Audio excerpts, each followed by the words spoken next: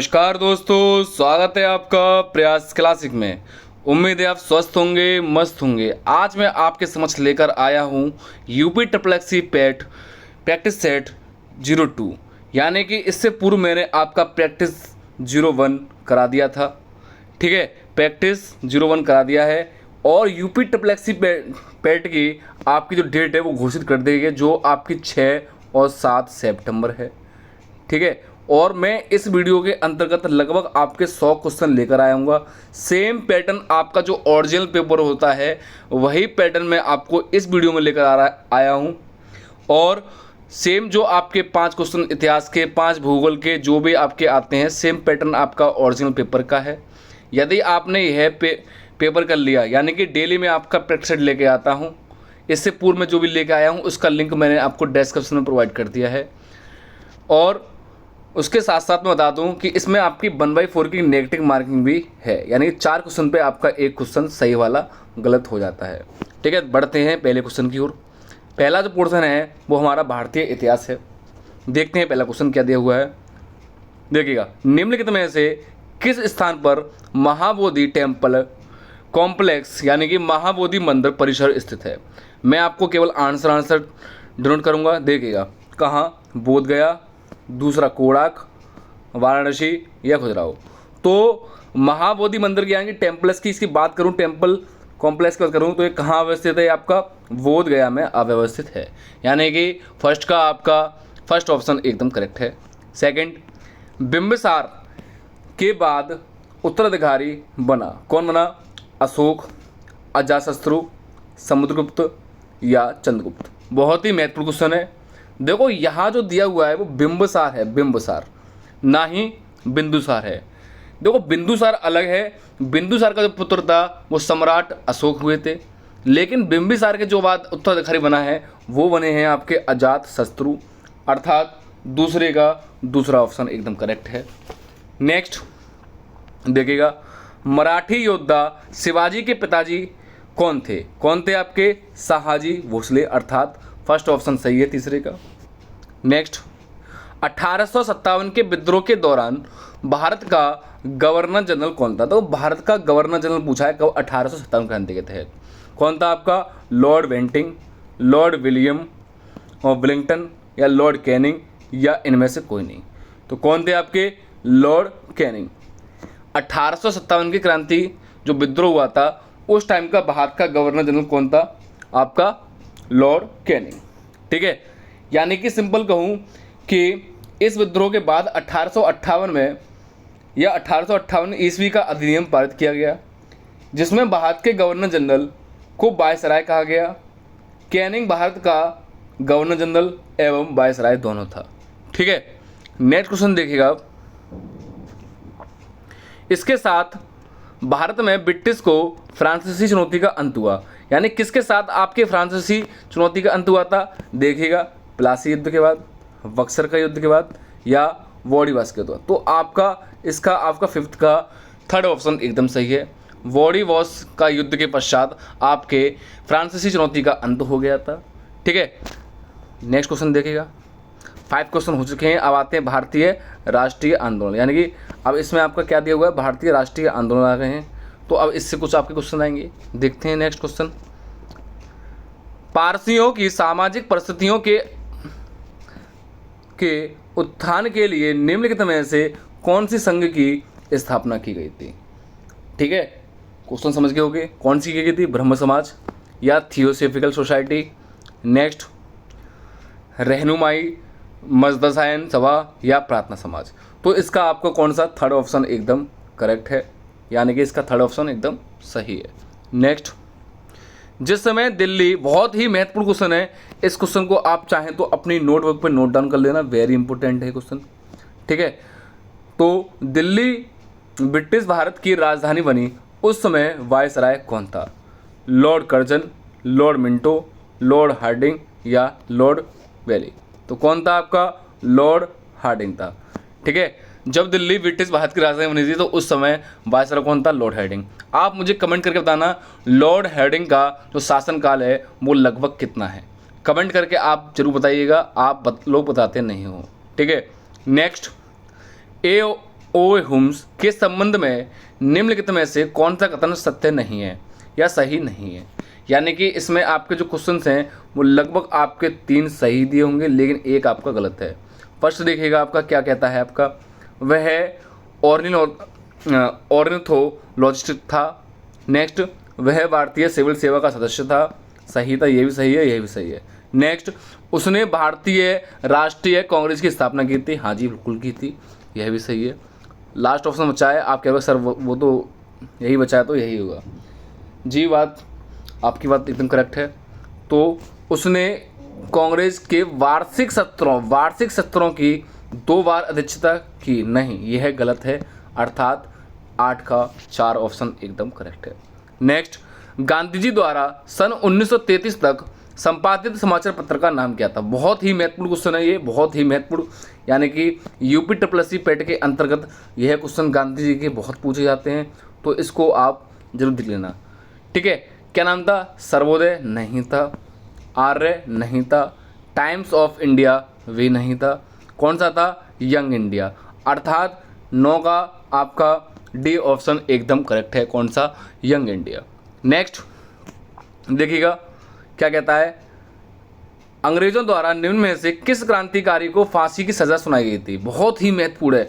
यानी कि अंग्रेजों के द्वारा जो फांसी की सजा सुनाई गई थी, निम्नलिखित इन ऑप्शन कह रहा हूँ, जो ऑप्शन आपके दिए हैं इन ऑप्शन की बात कर रहा हूँ। किसको फांसी की सजा सुनाई गई थी बताइएगा।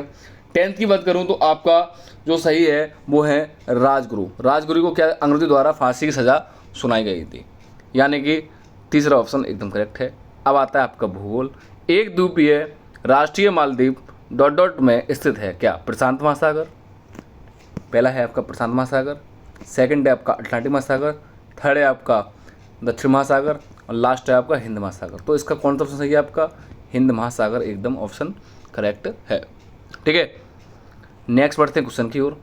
विषुवत रेखा यानी कि इक्वेटर के समांतर काल्पनिक रेखा को, यानी कि जो इक्वेटर है के समांतर रेखा को क्या कहते हैं?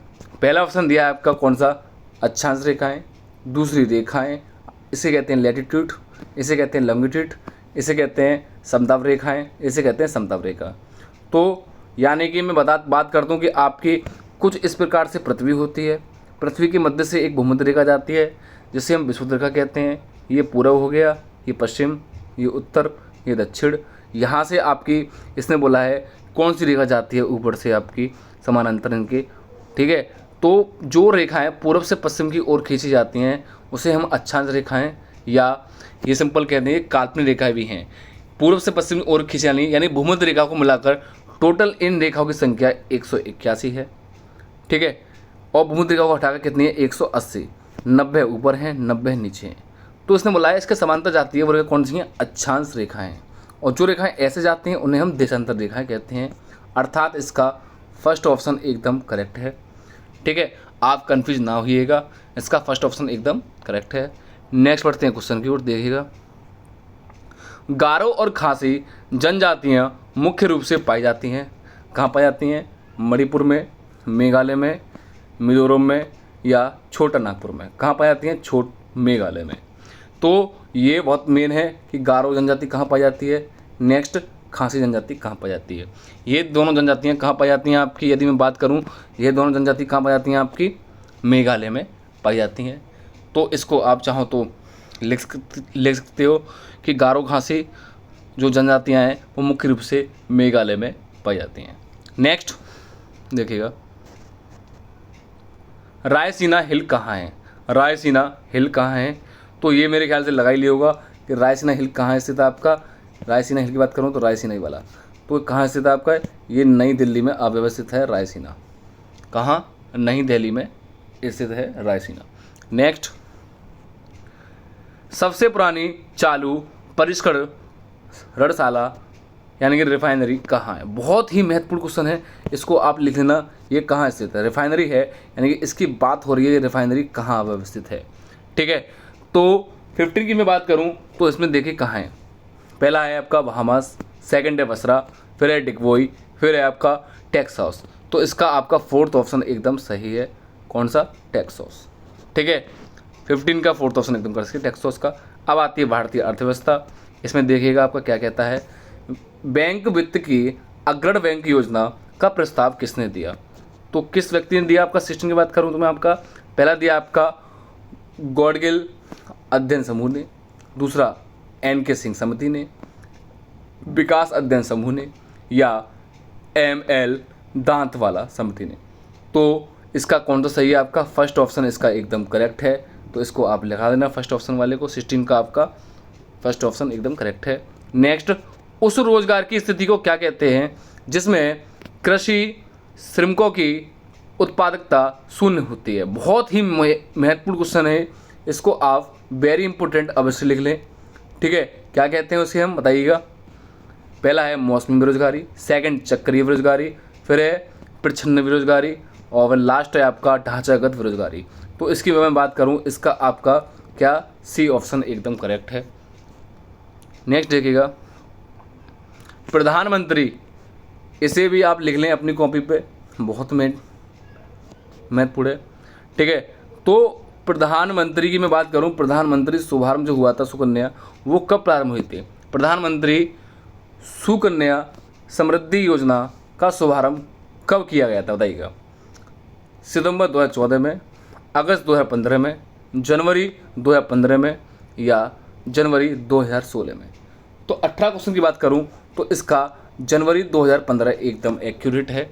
जो प्रधानमंत्री सुकन्या समृद्धि योजना का जो शुभारंभ किया गया है वो आपका जनवरी 2015 को किया गया है। नेक्स्ट, भारत में हरित क्रांति के अंतर्गत विकसित बीज वाली फसलों की उच्च पैदावार वाली किस्में का चयन कीजिएगा। यानी कि जो हरित क्रांति के अंतर्गत विस्तृत जो फसलें हैं वो उच्च पैदावार वाली किस्में कौन सी हैं?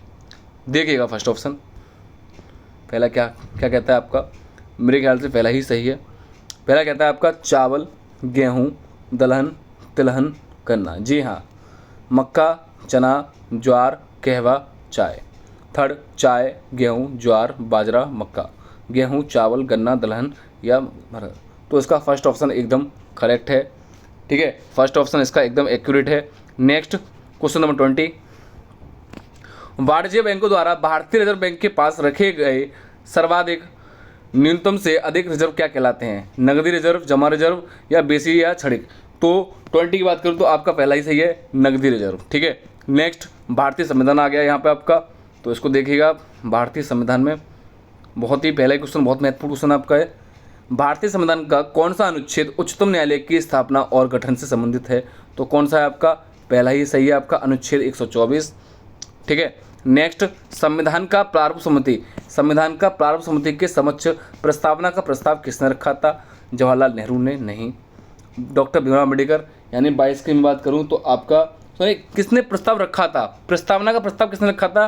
तो इसने प्रारूप समिति का अध्यक्ष नहीं पूछा, प्रस्तावना पूछा है। तो आपका मेरे ख्याल से 22 का फर्स्ट ऑप्शन एकदम एक्यूरेट है। कौन सा? पहला ही ऑप्शन आपका एकदम सही है। 22 का आपका पहला ऑप्शन सही है, यह गलत है, यह सही है। लेकिन प्रारूप समिति के अध्यक्ष की बात करूं तो आपके डॉक्टर भीमराव अम्बेडकर है, जिसमें लगभग 7 सदस्य थे, जिसमें एक अध्यक्ष कौन से थे? आपके डॉक्टर भीमराव अम्बेडकर। ठीक है, नेक्स्ट, भारतीय संविधान का अनुच्छेद 125 संबंधित है। पहला, सर्वोच्च न्यायालय के न्यायाधीशों की नियुक्ति संबंधी उपबंधों से। सेकंड, सर्वोच्च न्यायालय के न्यायाधीशों के वेतन भत्ते एवं अन्य सुविधाओं से संबंधित उपबंधों से। जी हाँ, यही सही है, यानी कि 23 का आपका बी ऑप्शन एकदम सही है। नेक्स्ट, भारतीय संविधान का कौन सा अनुच्छेद मुफ्त कानूनी सहायता और समान न्याय प्रदान करता है? पहला, आर्टिकल 30, 25, 29A या 33B। तो इसका आपका 24 का आपका थर्ड ऑप्शन एकदम एक्यूरेट है। 24 की थर्ड ऑप्शन का एकदम सही है, यानी कि ये मुफ्त कानूनी सहायता और समान न्याय प्रदान करता है, आर्टिकल 29 का, यानी कि 39A। नेक्स्ट, ग्राम पंचायत का कोई सदस्य हस्तलिखित आवेदन मुखिया को समर्पित कर त्यागपत्र दे सकता है। आवेदन समर्पित करने के कितने दिनों तक त्यागपत्र प्रभावी माना जाएगा? यानी कि वो त्यागपत्र कितने दिन तक आपका एक तरह का प्रभावशील माना जाता है, वह दिनों की संख्या बतानी है आपको। ठीक है, दिन देखिएगा। पहला 7 दिन, सेकंड 15 दिन, फिर 21 दिन, फिर 28 दिन बाद जिसमें रविवार शामिल नहीं है। तो इसका मेरे ख्याल से फर्स्ट ऑप्शन एकदम एक्यूरेट है। 7 दिनों के बाद ये आपका एक तरह का प्रभावशील है, ठीक है, यानी कि आपका इसका पहला ऑप्शन एकदम एक्यूरेट है। नेक्स्ट देखिएगा, सामान्य विज्ञान आ गया अब आपका, यहाँ आपका सामान्य विज्ञान है। इस क्वेश्चन को देखिएगा, पहला क्वेश्चन ही इसमें क्या डिनोट करता है, निम्नलिखित में से कौन सा एक लिंग संचारी रोग नहीं है, नहीं पूछा है। पहला एड्स, दूसरा अमीबावियसिस, फिर गोनोरिया। तो इसका आपका सेकंड ऑप्शन ही एकदम एक्यूरेट है, कौन सा, अमीबावियसिस, ठीक है। नेक्स्ट, पाचन क्रिया में पहला है, पाचन क्रिया में प्रोटीन निम्नलिखित में से किस पदार्थ में बदल जाता है। पहला वसा अम्ल, ग्लूकोज, अमीनो अम्ल। तो इसका आपका थर्ड ऑप्शन एकदम सही है, अमीनो अम्ल में बदल जाता है। नेक्स्ट, सहसंयोजी बंध में परमाणु इलेक्ट्रॉन क्यों साझा करते हैं, क्यों करते हैं, पहले देखिएगा आपका, एक आदर्श गैस इलेक्ट्रॉन विन्यास प्राप्त करने के लिए। सेकंड देखिएगा, अपने परमाणु संख्याओं को बढ़ाने के लिए, या आयन बनने और एक दूसरे को आकर्षित करने के लिए, या अधिक ध्रुवीय बनने के लिए। 28 की मैं बात करूं तो इसका फर्स्ट ऑप्शन एकदम एक्यूरेट है, इसका आपका एक आदर्श गैस इलेक्ट्रॉनिक विन्यास प्राप्त करने के लिए। नेक्स्ट, ये बहुत ही महत्वपूर्ण क्वेश्चन है आपका, इसको आप देख लेना अच्छी तरह। इसने बोला है, अपने चेहरे को उसके सामान्य आकार से 4 गुना, यानी कि कितना, 4 गुना बड़े और सीधे प्रतिबिंब के रूप में देखने के लिए एक लड़की को 120 सेंटीमीटर त्रिज्या वाले एक अवतल गोलाकार दर्पण के सामने कितनी दूरी पर खड़ा रहना चाहिए। यानी कि किसी व्यक्ति को अपने 120 सेंटीमीटर त्रिज्या वाले अवतल गोलाकार दर्पण में यदि आप देखते हो तो उसने बोला है उससे उस प्रतिबिंब, यानी कि जो आपकी इमेज है, यानी छाया है, प्रतिछाया है, वो 4 गुना बड़ी दिखाई दे तो लगभग कितनी दूरी पर आपको खड़ा होना चाहिए, ठीक है। देखें उसका ऑप्शन, पहला दिया है आपका दर्पण से 40 सेंटीमीटर की दूरी पर, सेकंड दर्पण से 45 सेंटीमीटर की दूरी पर, दर्पण से 50 सेंटीमीटर या 65 सेंटीमीटर। तो इसका बी ऑप्शन एकदम सही है। आप दर्पण से 45 सेंटीमीटर की दूरी पर खड़े होगे तब आपको जो आपकी प्रतिबिंब है, इमेज है, वो आपको लगभग 4 गुना दिखाई देगी, ठीक है। नेक्स्ट देखिएगा, एक बेसबॉल को हवा में ऊपर की तरफ फेंका जाता है, बॉल को अपने उच्चतम बिंदु पर त्वरण क्या है, 0 जी से नीचे, या 2G ऊपर, या 2G से नीचे। तो इसका सेकंड ऑप्शन एकदम सही है, 2G से नीचे। नेक्स्ट, प्रारंभ अंगणित आ गया है, जिससे बच्चे काफ़ी घबराते हैं, प्रारंभ अंगणित की, ठीक है। तो घबराने वाली कोई बात नहीं है, मैं आपको इसका आंसर नोट कर दूंगा, आप केवल आंसर देखना। यदि आपको सॉल्यूशन नहीं निकले तो आप मुझे व्हाट्सएप पर मैसेज कर सकते हो। मेरा व्हाट्सएप मैसेज आपको नंबर पता होगा, 90 58 20 84 29।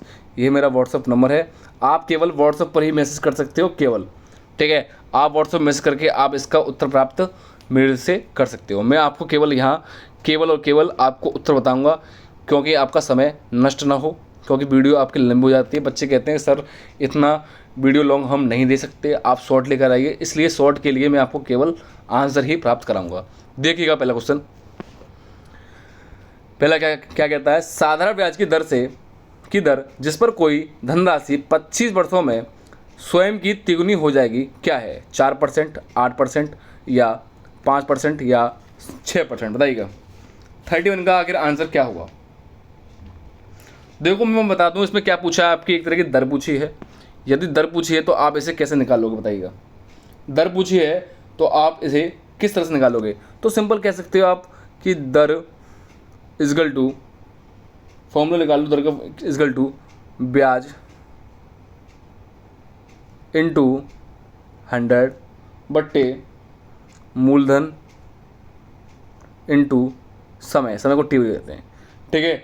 ब्याज कितना है आपका, ब्याज की बात करूँ तो कितना है, 2 है, ठीक है। ये इंटू 100 कर दिया, और टोटल जो नीचे है वो समय कितना है आपका, 25 है। तो 25 एकम 25, 25 चौका 100 और 2 चौक 8, तो कितना आ गया आपका, 8% आ गया। ये कितना आ गया आपका, 8% आ जाएगा। तो ये आपको फॉर्मूले आने चाहिए। तो इस तरह से आपका जो इसका सही है वो आपका सेकंड ऑप्शन एकदम करेक्ट है। नेक्स्ट, एक खाद्यान्न विक्रेता गलत बाट का प्रयोग कर करते करते सॉरी गलत गलत बाट का प्रयोग कर खरीदते समय और बेचते समय प्रत्येक स्थिति में 10% की बेईमानी करता है, उसका कुल लाभ प्रतिशत में निकालिए। तो आप किस तरह से निकालोगे, मैंने आपको प्रीवियस वीडियो में बताया था। तो इसको निकालने के लिए आपका फॉर्मूला एक डिनोट होता है, क्या होता है आपका, x कोष्टक में x प्लस x y बट्टे 100 कोष्टक बंद, इस तरह से, ठीक है। तो यानी कि पहले आप 10 निकाल रहे हो, 10 की बेईमानी कर रहे हो, फिर 10 की कर रहे हो, फिर प्लस कर रहे हो, फिर ऊपर 10 गुणा 10 करोगे बट्टे 100 करोगे। एक जीरो से एक जीरो कट गया, जीरो से एक जीरो कट गया, तो सिंपल कह सकते हो 10 का 10 में गुणा करोगे तो कितना हो गया आपका, 100 हो गया। 100 कट गया तो कितना आ गया, 1 आ गया। तो 10 और 10 20 और 1 21, कितना आ गया आपका, 21% आ गया। बहुत ही आसान है, लेकिन बच्चे क्या घबरा जाते हैं। केवल आप इस फॉर्मूले को देखिएगा और अपनी कैलकुलेशन फास्ट कीजिएगा। तो इसका आपका फर्स्ट ऑप्शन एकदम करेक्ट है, ठीक है। मैं आपको अब सॉल्यूशन नहीं बताऊंगा, देखिएगा। अंक 4 5 6 7 4 5 7 6 एवं 1 से 3 अंकीय कितनी विषम संख्या बनाई जा सकती हैं यदि प्रत्येक अंक केवल एक बार ही प्रयोग में आता है, बताइएगा। 10 10 20 30 या 36। तो मेरे ख्याल से इसके लगभग आपका 36 ऑप्शन सही है इसका, अर्थात इसका फोर्थ ऑप्शन एकदम एक्यूरेट है। 36 बनाई जा सकती हैं, 3 चौक 12 और 12 3 36, ऐसे कह सकते हो। नेक्स्ट इसे देखिएगा, मान निकालना है आपको। तो ये किसका हो गया, 19 का हो गया, ये 9 का हो गया। उसके बाद 9 हो जाने के बाद ये आपका 5 का हो गया, पॉइंट 5 का आ जाएगा, ये आपका निकाल लेना, ठीक है। तो इसमें से आप इसमें घटा देना, जो भी है इस दोनों को जोड़ के इसमें से घटा देना, जो भी इसका आंसर आएगा वो आएगा आपका 12.4। कितना, 12.4 34 का। नेक्स्ट देखिएगा, आपका घातांक वाला आता है 217 की पावर 413 इंटू 819 की पावर आपकी कितनी है, 547 इंटू 414 की पावर आपकी इतनी है, फिर इतनी है, इकाई का अंक निकालना है। इसमें आपकी यूनिट डिवीजन निकालनी है। इसके कुछ आपके पैतरे होते हैं, ट्रिकें होती हैं, वो आप मेरे से ले सकते हो। तो इसका आपका फोर्थ ऑप्शन एकदम सही है। तो आपके 5 क्वेश्चन हो गए, कितना सरल आपका है, ठीक है। नेक्स्ट देखिएगा, आपका नेक्स्ट कहता है बादशाह, क्या आपका बादशाह शब्द का स्त्रीलिंग है, क्या है। बहुत से लोग क्या लगा के आ जाएंगे आपके बादशाह का, बादशाही, लेकिन यह नहीं होगा, या बादशाहीन भी नहीं होगा, या बादशाहीन भी नहीं होगा। इसका कौन सा होगा आपका, बेगम। बादशाह का आपकी मैं बात करूं, शब्द का स्त्रीलिंग क्या हो जाएगा आपका, बेगम, ठीक है। इस प्रकार से मैं बात कर दूं, राजा का रानी, राजकुमार का राजकुमारी, पति का पत्नी और भाई का बहन, इस तरह से होता है आपका। तो पुल्लिंग और स्त्रीलिंग का आपका कुछ वर्णन इसी तरह से दिया गया होता है। तो आप इसका बादशाह का बादशाही मत लगाना, क्या हो जाएगा, बेगम हो जाएगा। नेक्स्ट देखिएगा, निम्नलिखित में काले छपे शब्दों के पर्यायवाची शब्द का चयन करें और दिए गए विकल्प में से भगवान शिव, किसका, भगवान शिव का आशुतोष माना जाता है, यानी कि आपका पर्यायवाची बताना है। लंबोदर होगा नहीं, पिनाकी, पीयूसी और पिनाक, तो कौन सा आएगा, पिनाकी, अर्थात इसका भगवान शिव का पर्यायवाची इनमें से कौन सा है आपका, पिनाकी। लंबोदर किसका आपका, बताना, कमेंट करता हूँ कि लंबोदर आखिर किसका है, ठीक है। नेक्स्ट निर्देश दिए, निम्नलिखित वाक्यों में काले गहरे वाक्यांश के लिए उपयुक्त शब्द का चयन उसके नीचे दिए गए, यानी कि हमें इसका बताना है। इम्तिहान लेने वाला बनकर, यानी कि जो इम्तिहान लेने वाला बनकर जाना है उसे हम क्या कहते हैं। 38 की मैं बात करूं तो उसको बताइए कौन सा सही होगा, 38 का। तो 38 का कौन सा, इम्तिहान लेने वाला बनकर जाने वाला क्या होता है, परीक्षक होता है, अर्थात इसका बी ऑप्शन एकदम सही है। सिंपल कह सकते हो आप, राजू को उस विद्यालय में इम्तिहान लेने वाला परीक्षक बनकर जाना है, इस प्रकार से कह सकते हो। नेक्स्ट, उस क्रमांक में बाघ वैभव का संधि विच्छेद सटीक है। आपको इसमें अब संधि विच्छेद की बात आ गई है। तो संधि विच्छेद की 39 में बात करूं तो बाघ वैभव की, बहुत से लोग कौन सा लगाएंगे आपका, ये लगा के आते हैं, ये वाला कौन सा, बी वाला, ये गलत है, यह भी गलत है, यह भी गलत है। इसका आपका थर्ड ऑप्शन एकदम सही है। कमेंट करके बताना इसमें कौन सी संधि होगी, ठीक है। संधि विच्छेद आपको इस प्रकार से होगा। नेक्स्ट, कूप मंडूक होना मुहावरे का आशय है। कूप मंडूक के मुहावरे का होने का आशय क्या है, बताइएगा। इसका आपका मेरे ख्याल से पहला ही सही है, कौन सा, अत्यंत सीमित ज्ञान होगा कूप मंडूक का। ये बहुत ही मोस्ट इंपोर्टेंट क्वेश्चन है, ये पूछा जाता है, पूछा भी है। नेक्स्ट आती है आपकी अंग्रेजी। आप लोग अंग्रेजी पढ़ने ना, मैं आपको समझा रहा हूँ। पहला है आपका क्या दिया है, on the basis of the given sentence pick out the correct sentence and converted in future tense from the given options. कुछ आपके ऑप्शन दिए हुए हैं, देखिएगा। पहला क्या कहता है, ये क्या देता है आपका, a few scholars will be left Karachi for award. Second बोलता है a scholar shall leave Karachi for award. A scholar will leave Karachi for award. Fourth कहता है आपका a scholar leave Karachi for award. बताइएगा 41 का क्या है। इसने पूछा है a few scholar left Karachi for award. 41 की मैं बात करूं तो इसका आपका इसमें प्लूरल सब्जेक्ट प्लस विल और प्लस वर्ब की फर्स्ट प्रयोग हुई है। किस में आपकी, आपके थर्ड वाला, अर्थात इसका थर्ड ऑप्शन एकदम करेक्ट है। Next, choose the option the describes the meaning of the following items and फिर। ये पूछा है आपका आइटम्स, तो इसका बताना है आपका। पहला है आपका behave like a fool, behaving colourful या मिलिक्रोनिक एंड लो स्प्राइटेड, हाँ स्प्राइटेड। और फोर्थ है हैविंग मैनी ब्लू थिंग्स। तो आपको इसको बताना है 42 का। तो इसका 42 का आपको कौन सा हो जाएगा, इन द ब्लूज यानी वेरी सैड एंड वाला हो जाएगा। तो इसका आपका थर्ड ऑप्शन एकदम सही है, 42 का थर्ड ऑप्शन एकदम करेक्ट है। नेक्स्ट, डायरेक्शन है, आप पढ़ लेना जो भी है आपकी, जो डायरेक्शन आप पढ़ लेना। मैं आपको बहुत स्क्रॉल धीरे कर रहा हूँ, जो भी आपकी डायरेक्शन है आप उसको पढ़ते जाना। स्क्रॉल मैंने बहुत ही धीरे किया है, मैं केवल आपको आंसर बताऊँगा। पहला दिया है the old man hit the gold. तो इसका द ओल्ड मैन का हिट द गोल्ड की मैं बात करूं, जो ऑप्शन सही होगा वो कौन सा है 43 का, वो आपका हो जाएगा अंडरग्राउंड। कौन सा, underground. Next, the old man was pleased when he. तो 44 की बात करूं तो इसका use the gold or touch the gold or added to the gold or give away to the gold. तो इसका बी ऑप्शन एकदम एक्यूरेट है, करेक्ट है। Next, the old man visited the place where he had kept the gold hidden. 44 की बात करूं, 45 की बात करूं तो इसका हो जाएगा third option almost every day. ठीक है। नेक्स्ट, तर्क एवं शक्ति आ गई है।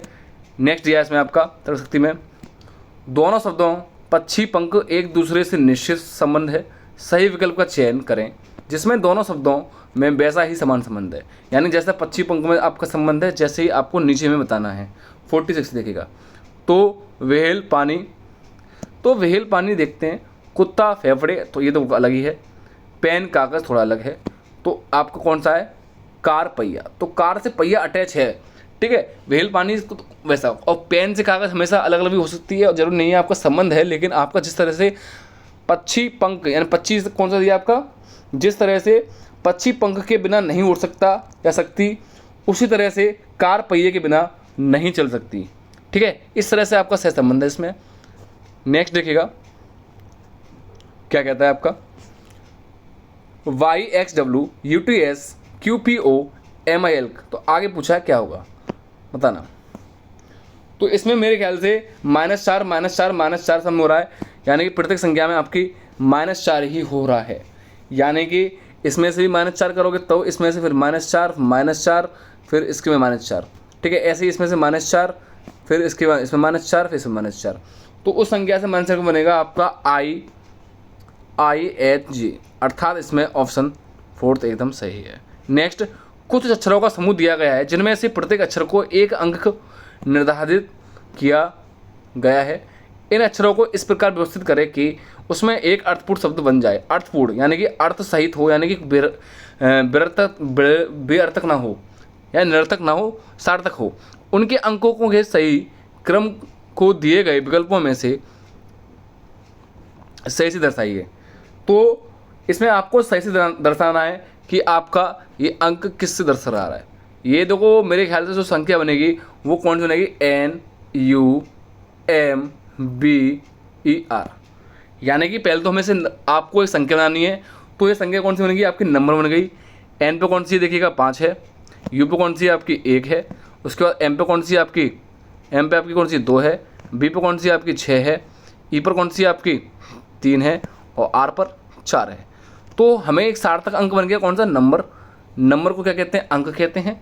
तो जिसमें 5 1 2 1 6 उसके बाद 3 4 है, वो कौन सा ऑप्शन है बताइएगा। मेरे ख्याल से पहला ही सही है इसमें, तो 5 1 2 6 3 4 आ रहा है। ठीक है, तो इसका फर्स्ट ऑप्शन ही सही है। ठीक है, तो इस संख्या से आपका एक नंबर बन गया। तो वो नेक्स्ट, दिए गए समीकरण को संतुलित करने तथा एस्टेरिस्क चिन्ह का प्रतिस्थापित करने के लिए गणितीय चिन्हों का सही चुनिए। तो इसमें सही चुनना है आपको एस्टेरिस्क चुनने के लिए। 49 की बात करूँ तो 49 का मैं बात कर दूँ तो आपका सेकंड ऑप्शन एकदम एक्यूरेट है।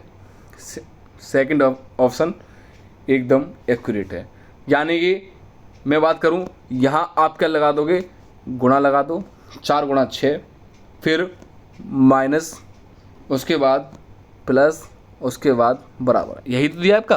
तो आप जब 4 गुणा 6 करोगे, 6 चौक 24 और 24 में से 6 गए तो कितने बचे, 24 में से यदि आपके 6 गए तो कितने बचे आपके 18, और 18 और 2 आपके 20, और इजगल टू 20। तो यही संख्या प्राप्त हुई आपकी, यानी कि आपको इस एस्टेरिस्क की जगह चिन्ह लगाना है। तो पहला आपने क्या लगाया, गुणा लगाया, फिर माइनस लगाया, फिर प्लस लगाया, फिर बराबर लगाया। समझ गए होगे, आशा है। नेक्स्ट देखिएगा, ये आपके ऑप्शन से होते हैं ना कि दिमाग से इतना। नेक्स्ट, 2 कथनों के आगे 4 निष्कर्ष 1, 2, 3 और 4 दिए गए हैं। आपको कथनों को सत्य मानकर विचार करना है, चाहे वे सामान्यतः ज्ञात तथ्यों से भिन्न प्रतीत होते हैं। आपको निर्णय करना है कि दिए गए निष्कर्षों में कौन से, यदि कोई हो, निश्चित रूप से दिए गए कथनों में से आधार निकाला जा सकता है। कथन दिया है, सभी कुत्ते पुस्तकें हैं। सभी कुत्ते पुस्तकें हैं, ये तो कुछ अलग ही जा रहा है। नेक्स्ट, सभी पुस्तकें चित्र हैं। निष्कर्ष कहता है आपका सभी कुत्ते चित्र हैं। सेकंड है, सभी पुस्तकें कुत्ते हैं, सभी चित्र कुत्ते हैं। अब देखिएगा क्या कहता है। क्वेश्चन नंबर कौन सा आपका, क्वेश्चन नंबर आपका है ये बड़ा लंबा 50 की बात करूं तो आपका, तो इसमें ये रहा कौन सा सही है। निष्कर्ष और कथन जो भी हैं आपके, उसमें आपको निकालना है। 50 की बात करूं, केवल निष्कर्ष 1 और 4 लागू होता है, यानी कि केवल 1 और 4 लागू होता है। सेकंड, 4 2 और 3, 2 और 3 में से कोई भी लागू, ठीक है, और 2 और 4 में से। तो इसमें आपका फर्स्ट ऑप्शन सही है, केवल 1 और 4 लागू होता है। कुछ चित्र पुस्तकें हैं, ठीक है, ये लागू होता है आपका। फर्स्ट क्या कहता है, सभी कुत्ते चित्र हैं, तो 1 और 4 लागू। नेक्स्ट आता है करंट अफेयर, बहुत ही महत्वपूर्ण है। ये आपकी 2025 का एडिशन है। यहाँ आपकी जो करंट अफेयर है वो आपकी 2025 वाली है, आप घबराए नहीं। नेक्स्ट देखिएगा पहला क्वेश्चन, इसमें क्या उनका, अपना स्वयं का उपग्रह लॉन्च करने वाला पहला भारतीय राज्य कौन सा बना है। यानी कि अपना जो स्वयं का जो उपग्रह, यानी वो उपग्रह यानी कि जो आपका ग्रहों की परिक्रमा करते हैं सूर्य के साथ साथ, उसे हम कहते हैं उपग्रह। तो कौन सा राज्य बना है वो आपका, मणिपुर, महाराष्ट्र, असम, कर्नाटक। तो वो राज्य जो बना है वो आपका असम बना है। कौन सा बना है, असम। असम राज्य सरकार ने एक असम सेट नामक अपना स्वयं का उपग्रह लॉन्च करने की घोषणा की है, अर्थात 51 का तीसरा ऑप्शन सी ऑप्शन एकदम एक्यूरेट है, करेक्ट है। देखिएगा नेक्स्ट, कनाडा के 24वें प्रधानमंत्री कौन बनेंगे। इसे आप लिख लेना अपनी कॉपी पे, बहुत ही महत्वपूर्ण है, प्रीवियस वाला भी। कौन बने बताइएगा। तो इसमें बने हैं मार्क कार्नी। कौन से, सी ऑप्शन एकदम सही है इसका, मार्क कार्नी। यानी कि मार्क कार्नी कनाडा के अगले प्रधानमंत्री बनेंगे। पूर्व केंद्रीय बैंकर मार्क कार्नी कनाडा के 24वें प्रधानमंत्री बनेंगे। वे किस पार्टी से बिलोंग करते हैं आपके, यानी कि मैं बात करूं ये किस पार्टी से बिलोंग करते हैं आपके, तो आप पार्टी लिबरल पार्टी। कौन सी पार्टी आपकी, लिबरल पार्टी से बिलोंग करते हैं। वे प्रधानमंत्री जस्टिन टू की जगह लेंगे, यानी कि अभी प्रधान कौन से थे आपके, जस्टिन टूडो की जगह लेंगे, जिन्होंने जनवरी 2025 में अपने इस्तीफा की घोषणा की थी। मार्क कार्नी कनाडा के पहले ऐसे प्रधानमंत्री होंगे जिन्होंने कोई राजनीतिक अनुभव नहीं है। उन्होंने 2008 से 2013 तक बैंक ऑफ कनाडा के 8वें गवर्नर के रूप में कार्य किया है। किसने, मार्क कार्नी ने। अगर और बात करूं, इन्होंने 2011 से लेकर 2018 तक वित्तीय स्थिरता बोर्ड के अध्यक्ष के रूप में भी कार्य किया है। और आगे बात करूं, मार्क कार्नी ने 131.674 मतों के साथ नेतृत्व की रेस जीती, जो मत पत्रों का लगभग 85.9% है, अर्थात इसका ऑप्शन आपका सही है। ठीक है, 131,674 है, पॉइंट नहीं है, ठीक है।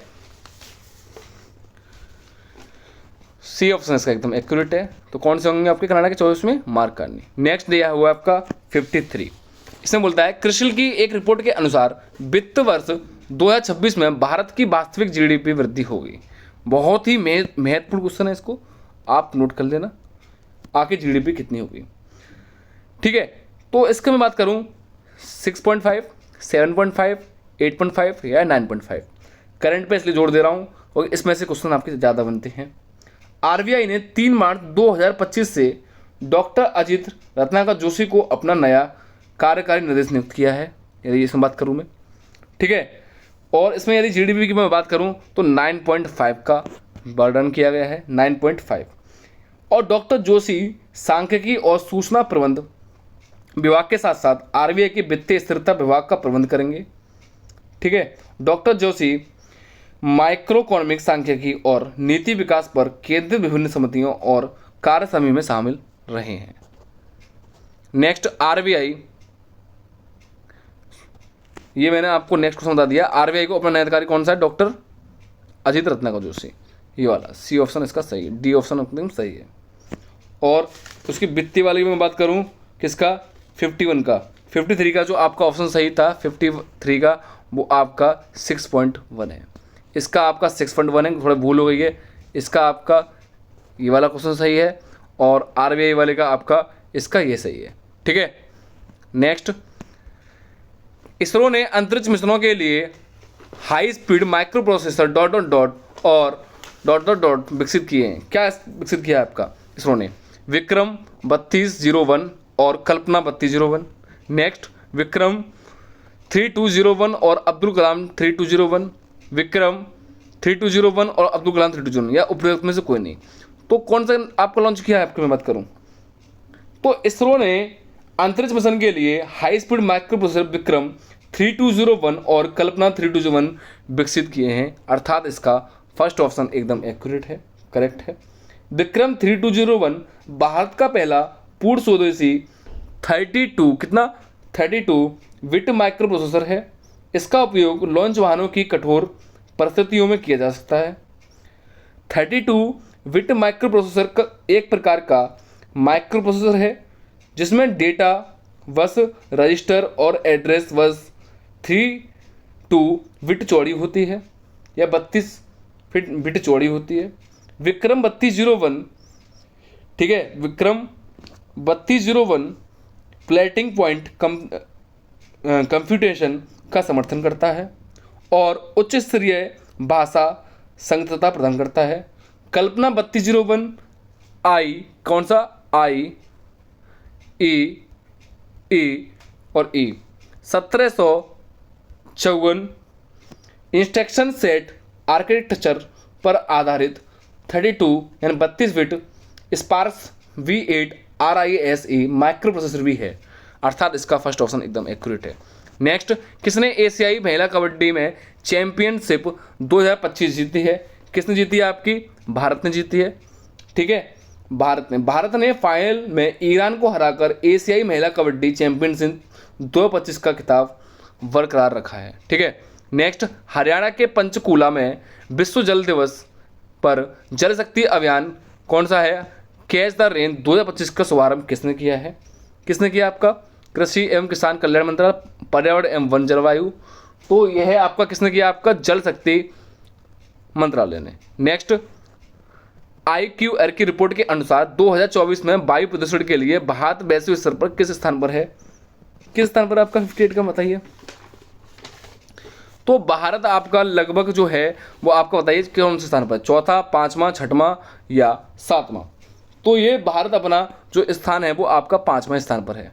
नेक्स्ट, मध्य प्रदेश के वित्त मंत्री जगदीश देवड़ा ने वित्त वर्ष 2025-26 के लिए बजट पेश किया है। कितना पेश किया है बताइए? आपका ये किया है आपका 4.21 ट्रिलियन रुपए। नेक्स्ट, किस फिल्म ने आईफा के 25वें संस्करण में सर्वश्रेष्ठ फिल्म का पुरस्कार जीता है? इस क्वेश्चन को नोट कर लो, बहुत ही महत्वपूर्ण है। 60 की बात करूं तो किसने किया? आपका ये लापता लेडीज ने किया है। अगला, सामान्य जागरूकता। लेपाक्षी में स्थित मंदिर अपने झूलते हुए स्तंभों के लिए प्रसिद्ध है और विजयनगर शैली में निर्मित है। जिस मंदिर में कहा जाता है, इसे क्या कहा जाता है, यह पूछा है, तो इसे क्या कहा जाता है, आपका वीरभद्र कहा जाता है, अर्थात इसका सेकंड ऑप्शन सही है। निम्न में से कौन सी भाषा संयुक्त राष्ट्र संघ की आधिकारिक भाषा नहीं है? कौन सी नहीं है? आपकी अंग्रेजी है, अरबी है, चाइनीज है। 6 आधिकारिक भाषा होती हैं, जिसमें से आपकी जापानी नहीं है, अर्थात इसका नहीं पूछा है, तो थर्ड ऑप्शन एकदम एक्यूरेट है। नेक्स्ट, राजवाड़ा महल संस्कृति धरोहर परियोजना स्थित है, कहाँ स्थित है आपकी? जबलपुर, मांडू, उज्जैन या इंदौर? कहाँ स्थित है आपकी? इंदौर में अवस्थित है। नेक्स्ट, वर्ल्ड वाइड ऑर्गेनाइजेशन को किस वर्ष में स्थापित किया गया था? बताइएगा। 64 का, तो 1995 में किया गया था। नेक्स्ट, हीराकुंड बांध किस नदी पर बनाया गया है? इस क्वेश्चन को नोट कर लेना, बहुत महत्वपूर्ण क्वेश्चन है। किस नदी बनाया है आपका? महानदी पर बनाया गया है। कमेंट करके बताना, हीराकुंड बांध भारत का कैसा बांध है? सबसे लंबा बांध है या ऊंचा बांध है या गहरा बांध? गहरा तो होता ही नहीं है, सबसे लंबा ऊंचा कैसा बांध है, बताइए। नेक्स्ट, यह चौड़ाई वाला, निम्नलिखित में से कौन सा राज्य भारत में दालों का सबसे बड़ा उत्पादक है? दालों के उत्पादक की बात करूँ तो कौन सा है आपका? 66 का, हरियाणा, बिहार, उत्तराखंड, मध्य प्रदेश, तो इसका मध्य प्रदेश सही है।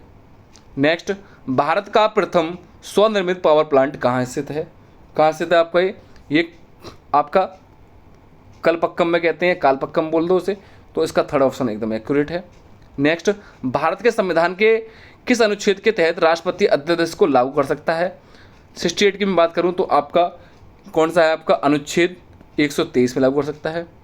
नेक्स्ट, युद्ध सेवा में पदक से सम्मानित होने वाली पहली महिला कौन है? बताइएगा, कौन है?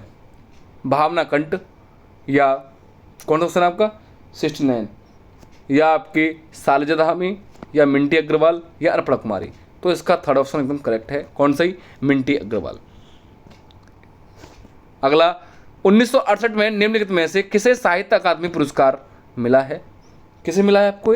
हरिवंश राय बच्चन को मिला है, जो अभिनेता अमिताभ बच्चन के पिताजी थे, ये हैं, ठीक है। नेक्स्ट, आपका आता है हिंदी गद्यांश। इन क्वेश्चन को आप पढ़ लेना। 71 का, विचार विनिमय के लिए केवल मनुष्य की ही वाणी का वरदान प्राप्त है। पशु पक्षी अपने भाव और विचार शारीरिक मुद्राओं और संकेतों द्वारा प्रकट करते हैं। वाणी के अनेक स्वरूप रूप हैं जो भाषा और बोली कहलाते हैं। प्राय सभी स्वतंत्र देश की अपनी अपनी भाषा हैं। ये इस तरह से आप पढ़ लेना जो भी है। मैं धीरे धीरे स्क्रॉल कर रहा हूँ, आप ठीक है, आराम से पढ़िएगा। स्क्रॉल बहुत ही आराम से कर रहा हूँ, आप इसे पॉज कर करके देख सकते हो। पहला है आपका, राष्ट्रीय भाषा का महत्व इस तथ्य में निहित है कि वह राष्ट्र को खंडित करने में सहायक होती है। सेकंड, राष्ट्रीय एकता की घोतक है। तो नेक्स्ट, राष्ट्रीय शक्तियों की दृढ़ करती है या जातीय विकास में सहायक है। तो इसका आपका ऑप्शन कौन सा सही है? आपका बी ऑप्शन एकदम करेक्ट है, ठीक है। नेक्स्ट, राष्ट्र का गौरव सुरक्षित रह सकता है। किस में रह सकता है आपका? बताइएगा। स्वभाषाओं को ग्रहण करने से, अर्थात इसका थर्ड ऑप्शन एकदम करेक्ट है, 72 का। अगला, भाषा द्वारा भाव अभिव्यक्ति करने में समर्थ होते हैं। कौन होते हैं बताइएगा? छहचहाते पक्षी, बाड़ी का वरदान प्राप्त कर मनुष्य, या कलकल बहता पानी, या विभिन्न प्रकार के पशु। तो इसका कौन सा है? बाड़ी का वरदान प्राप्त मनुष्य। 73 का आखिर कौन सही है आपका? दूसरा ऑप्शन एकदम एक्यूरेट है। नेक्स्ट, मातृभाषा वह रूप है जो, बताइएगा, सर्वाधिक ग्राह्य, लचीला और स्वाभाविक है। नेक्स्ट, कठोर तो होनी नहीं चाहिए आपकी, निरर्थक भी नहीं होनी चाहिए, यह भी नहीं चाहिए। मस्तिष्क का विकास अवरुद्ध, ज्ञान क्षेत्र से सीमित भी नहीं चाहिए। तो इसमें आपका कौन सा सही है? आपका फर्स्ट ऑप्शन एकदम सही है, सर्वाधिक ग्राह्य, लचीला और स्वाभाविक। अगला देखिएगा, हमें मातृभाषा की आवश्यकता होती है क्योंकि वह क्या कहती है आपकी? धनोपार्जन में सहायक होती है। नेक्स्ट, भाव व्यक्ति का सहज साधन है, शारीरिक मुद्राओं और संकेतों का दर्पण है, ज्ञान क्षेत्रों का संकुचन करती है।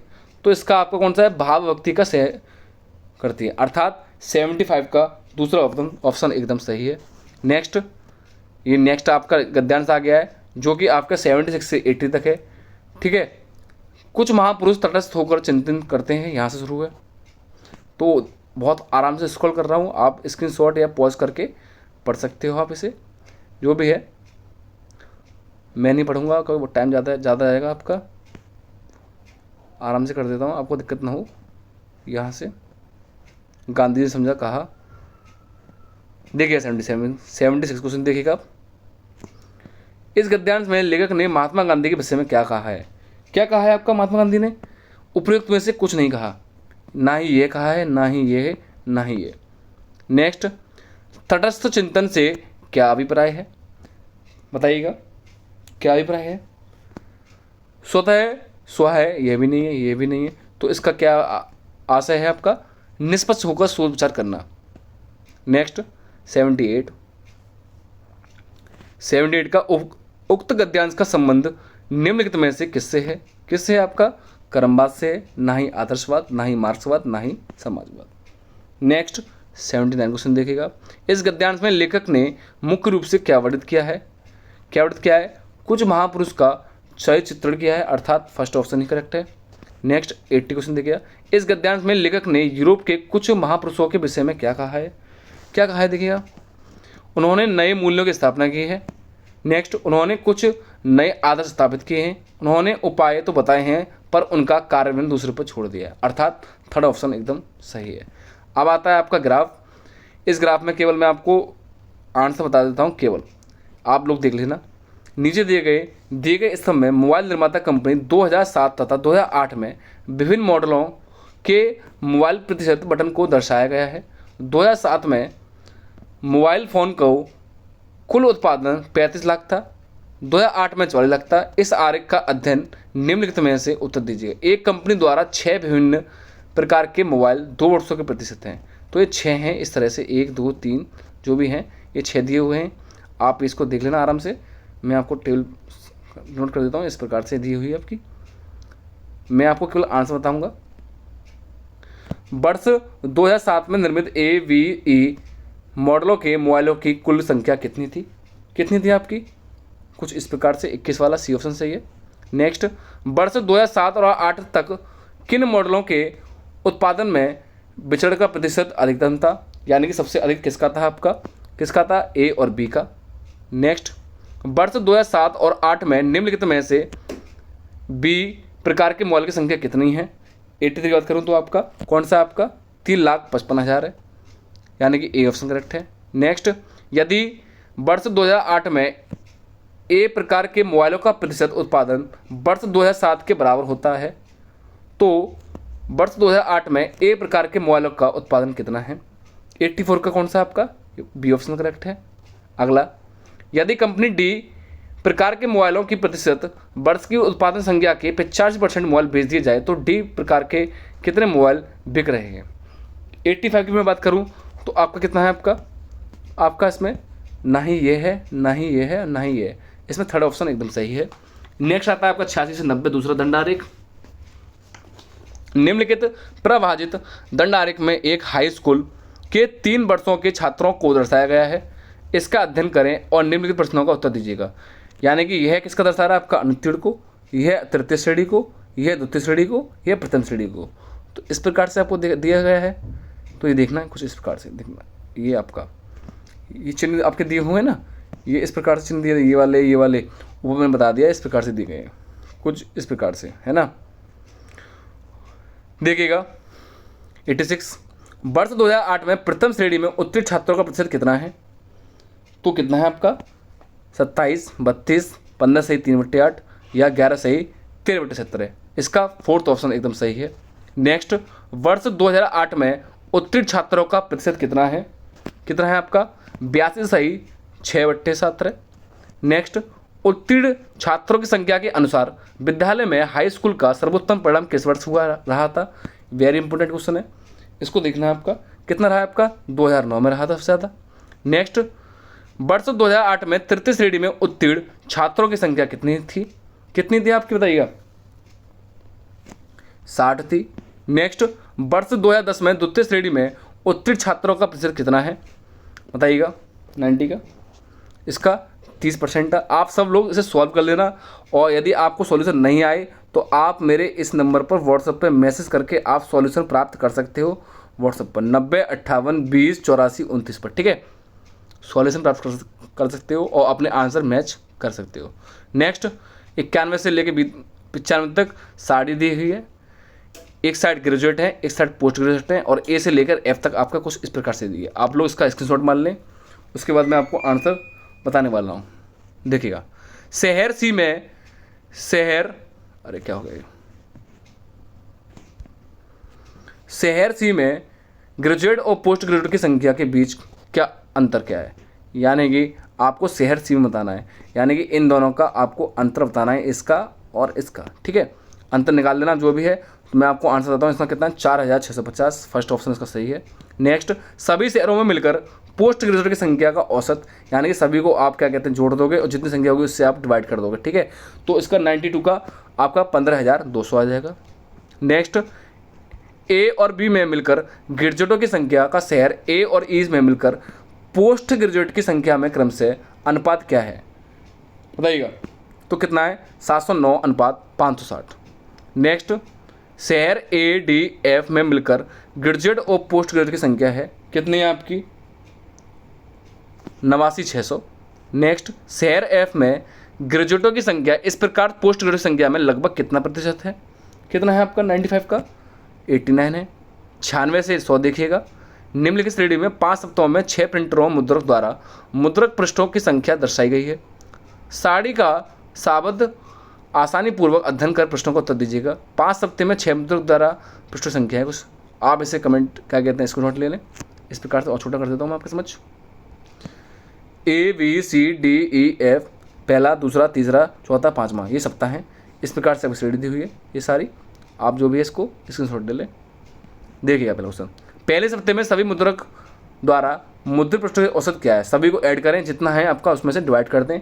तो कितना है आपका 96 का, आपका पहला ही ऑप्शन सही है। नेक्स्ट देखिएगा, मुद्रक सी द्वारा सभी सप्ताहों को मिलाकर मुद्रक पृष्ठों की संख्या औसत क्या है, सभी को जोड़ें और उसमें से आपका मुद्रक सी द्वारा तो जोड़ें, उसमें से आपका सी का डिवाइडेशन कर दें, तो इसका 519 हो जाएगा।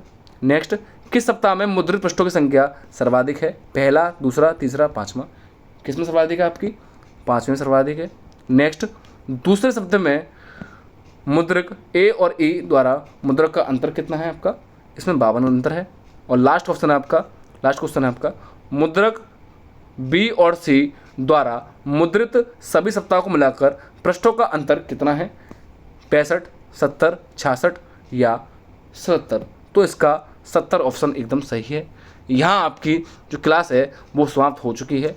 यहाँ मैंने आपको पूरे 100 क्वेश्चन करा दिए हैं, और यदि ये आपको वीडियो अच्छी लगी हो आप लोग लाइक अवश्य कर देना, सब्सक्राइब करना ना भूलें। आप लोग सब्सक्राइब नहीं करते। यदि कोई आपका मित्र ये इसकी तैयारी कर रहा है कॉम्पिटिटिव की, जो भी आपकी ऑल वन डे एग्ज़ाम होता है, ये सभी के लिए आपका महत्वपूर्ण जरूरी नहीं है आपका पेट के लिए हो, आर्मी पुलिस एसएससी जीडी या जो भी है आपका ग्रुप डी, या आपका जो भी परीक्षा, या यूपी टेट भी आपका वर्तमान में आने वाला है, यूपी टेट जिसकी आपकी डेट घोषित कर दी है 30 जनवरी या 29 जनवरी 2026 को, उसके लिए तो ये बहुत ही महत्वपूर्ण है, ठीक है। आप उनको भी शेयर कर सकते हो और आप सब्सक्राइब करना ना भूलें। यहीं आपकी वीडियो समाप्त होती है। धन्यवाद। जय हिंद, जय भारत।